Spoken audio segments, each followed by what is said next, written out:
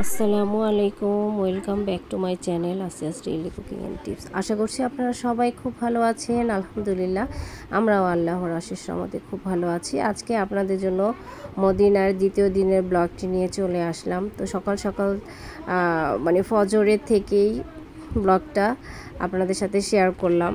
তো দ্বিতীয় দিন আমরা ফজরের নামাজ পড়ার জন্য বের হয়ে গিয়েছি আমি আর আমার হাজব্যান্ড। তো মসজিদে নববীতে নামাজটা পড়বো ফজরের। আর বাচ্চাদেরকে হোটেলে রেখে এসেছি, কারণ এত ভোরবেলা ওরা তো আসলে উঠতে পারে না, ঘুমাচ্ছে।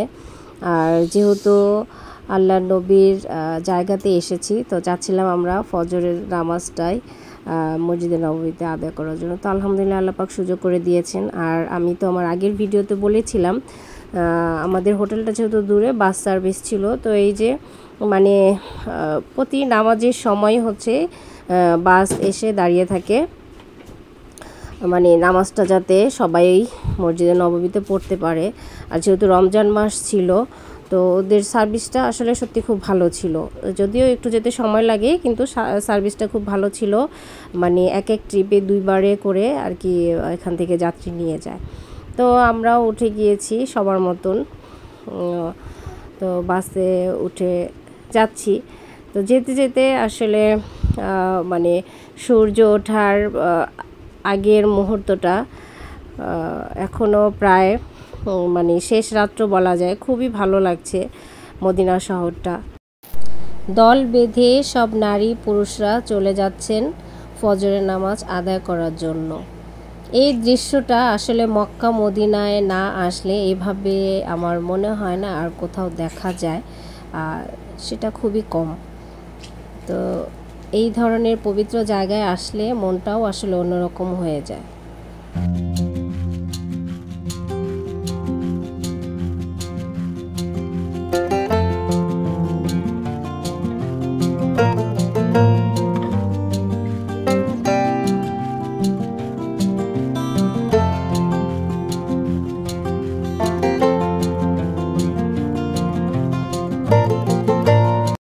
গাড়ি থামার পরে আমরা এখানে লিফটের জন্য অপেক্ষা করছি। তো আমরা একদম সময় মতোই মসজিদে নববীতে পৌঁছে গিয়েছি। তো এখানে পুরুষদের জন্য নামাজের জায়গা আলাদা, মহিলাদের জন্য নামাজের জায়গা আলাদা। তো আমার হাজবেন্ড আমাকে বলল যেখানে মহিলাদের সেকশন নামাজ পড়ার, আমি ওইদিকে চলে গেলাম, আর ও পুরুষদের ওইদিকে চলে যাচ্ছে। মদিনায় মসজিদে নববীর রাতের বেলায় এক অন্যরকম সৌন্দর্য, আর দিনের বেলায় অন্যরকম একটা সৌন্দর্য। এইখানে সব ছাতাগুলো দেখতে পাচ্ছেন, সবগুলো কিন্তু বন্ধ। যখন আস্তে আস্তে সূর্য উঠবে, তখন আস্তে আস্তে সব ছাতাগুলো মেলে দেওয়া হবে। এই দৃশ্যটা দেখতেও অনেক ভালো লাগে।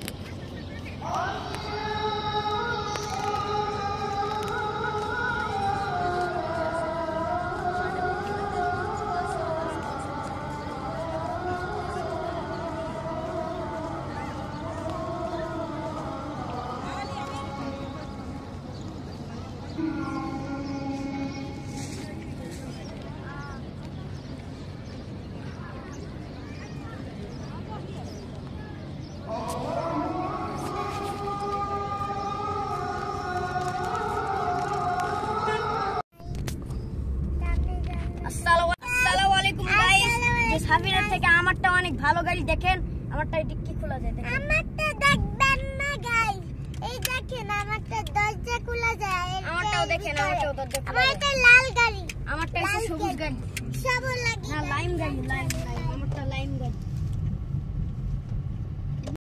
ফজরের নামাজ পড়ে আমরা কিন্তু হোটেলে চলে এসেছিলাম।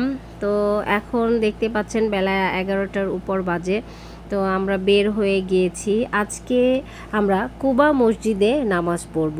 তো আমাদের হোটেল থেকে খুব বেশি দূরে ছিল না। তো আমরা যাচ্ছিলাম জোহরের নামাজটা ওখানে আদায় করার জন্য। যেহেতু এসেছি 2 দিন হয়েছে, এখনও যাওয়া হয়নি। তো যেহেতু কুবা মসজিদটা কাছেই ছিল, তাই আমরা কুবা মসজিদে জোহরের নামাজ পড়ার উদ্দেশ্যে রওনা হয়ে গেলাম।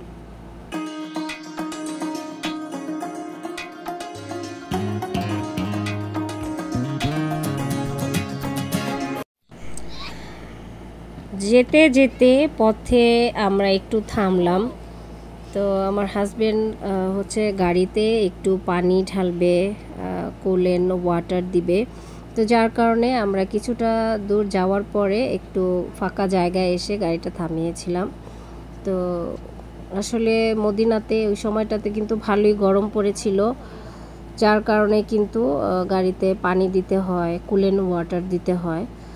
আর এরপরে আবার ইঞ্জিন অয়েলটাও একটু হয়তো চেঞ্জ করতে হবে। তো মানে তখন হচ্ছে এভাবে গাড়িটা থামিয়ে যা প্রয়োজন সেটা করে নিচ্ছিল। আর আমি দাঁড়িয়ে দাঁড়িয়ে পাশের সিনারিগুলা একটু শ্যুট করছিলাম। এই জায়গাটা একদমই নিরিবিলি, খুবই ভালো লাগছিল। আর ওই দূরে দূরে গাছের আড়ালে ফাঁকে ফাঁকে পাহাড়গুলো দেখা যাচ্ছিল। মদিনা পাহাড়ের শহর।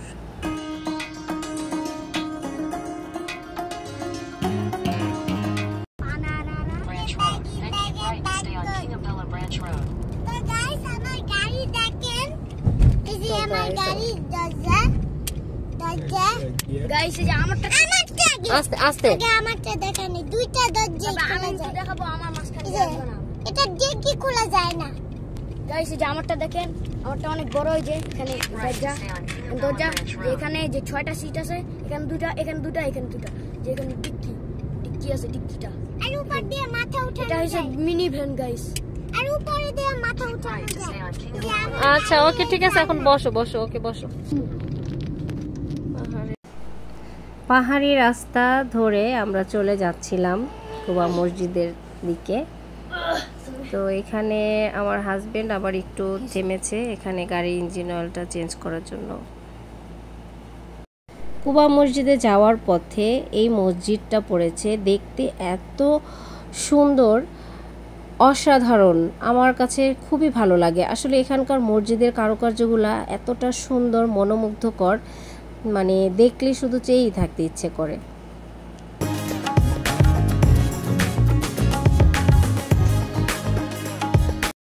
আপনাদের সাথে কথা বলতে বলতে আমরা কিন্তু একদম কুবা মসজিদের সামনেই চলে এসেছি। ইসলামের ইতিহাসে সবচেয়ে ফজিলতপূর্ণ ও মর্যাদা সম্পন্ন মসজিদ তিনটি: মক্কার মসজিদুল হারাম, মদিনার মসজিদে নববী ও জেরুজালেমের মসজিদুল আকসা। এরপর হলো মসজিদে কুবা। এই মসজিদে নামাজ আদায় করলে এক ওমরা পরিমাণ সওয়াব পাওয়া যায়। আল্লাহর রাসূল সাল্লাল্লাহু আলাইহি ওয়াসাল্লাম নবুয়ত লাভের পর এটি ইসলামের নির্মিত প্রথম মসজিদ। মহানবী সাল্লাল্লাহু আলাইহি ওয়াসাল্লাম মক্কা থেকে মদিনায় হিজরত করার সময় মদিনার অদূরে কুবায় এ মসজিদ নির্মাণ করেন। ইতিহাসবিদরা বলেন, আল্লাহর রাসূল সাল্লাল্লাহু আলাইহি ওয়াসাল্লাম যখন ভিত্তি স্থাপন করেন তখন কেবলার দিকের প্রথম পাথরটি নিজ হাতে স্থাপন করেন। মক্কা শরীফ থেকে 320 কিলোমিটার উত্তরে এবং মদিনার দক্ষিণ পশ্চিম থেকে কুবা গ্রামে এই মসজিদটি অবস্থিত। মসজিদে নববী থেকে এর দূরত্ব মাত্র 5 কিলোমিটার। আল্লাহর রাসূল সাল্লাল্লাহু আলাইহি ওয়াসাল্লাম প্রতি শনিবার এই মসজিদে নামাজ আদায় করতেন। দেখুন কুবা মসজিদের মহিলাদের সেকশনটি আর ভেতরের সৌন্দর্যটা। কুবা মসজিদের সৌন্দর্যর জন্যই এই মসজিদটা কিন্তু খুবই বিখ্যাত। তো ধর্মপ্রাণ মুসলমানরা যখনই মদিনায় হিজরত করতে আসেন, সফর করতে আসেন, তখন সবাই এই মসজিদ একবার হলেও আসেন। জোহরের নামাজ পড়ার পর আমরা বের হয়ে যাচ্ছি, আর ওইদিকে বাচ্চারা আর ওর বাবা আমার জন্য অপেক্ষা করছিল। ওরা নামাজ আদায় করেছিল পুরুষদের সেকশনে। তো বাচ্চারা কিন্তু সামনে কবুতর চত্বরে এসে খুবই মানে আনন্দ করছিল। এখানে অনেক কবুতর ছিল। তো আমার দুই ছেলে খুবই এনজয় করছিল, আর ছোট ছেলেটা একটু ভয় পাচ্ছিল, কিন্তু তারপরেও কবুতরের সাথে খুব দৌড়াদৌড়ি করছিল। কেমন লাগলো আজকের ভিডিওটি অবশ্যই কিন্তু কমেন্ট করে আমাকে জানিয়ে দিবেন। এবং মদিনার সফরের শেষ ব্লগটি খুব শীঘ্রই আপনাদের সামনে আমি নিয়ে হাজির হব। সেটা দেখার জন্য অবশ্যই কিন্তু আমার চ্যানেলটির পাশে থাকবেন। আর ভিডিওটা যদি ভালো লাগে অবশ্যই কিন্তু একটা লাইক দিয়ে দিবেন। মদিনার দ্বিতীয় দিনের ইফতারিও আমরা মসজিদে নববীতে আলহামদুলিল্লাহ করতে পেরেছিলাম, তো সেটাই আপনাদেরকে একটু দেখালাম। সবাই ভালো থাকবেন, আমাদের জন্য দোয়া করবেন। মদিনার সফরের শেষ ব্লগটি দেখার আমন্ত্রণ জানিয়ে বিদায় নিয়ে নিচ্ছি আজকের মতো এখানে। ভালো থাকবেন সবাই, আল্লাহ হাফেজ।